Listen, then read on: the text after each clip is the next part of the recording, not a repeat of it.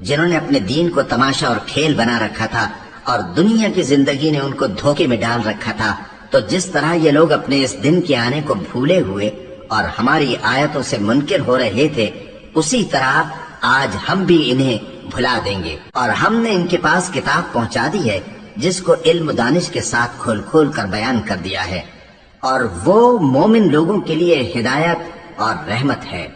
کیا یہ لوگ اس کے مضمون ظاہر ہونے کے منتظر ہیں؟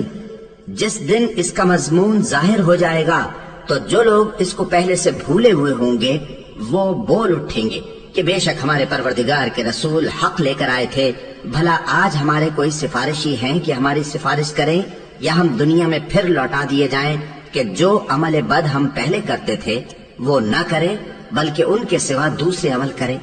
بے شک ان لوگوں نے اپنا نقصان کیا، اور جو کچھ یہ افترا کیا کرتے تھے ان سے سب جاتا رہا۔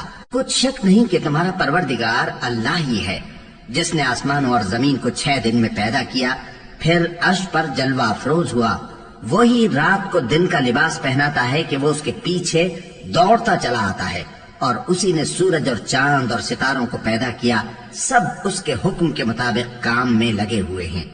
دیکھو سب مخلوق بھی اسی کی ہے اور حکم بھی اسی کا ہے۔ اللہ رب العالمین بڑی برکت والا ہے۔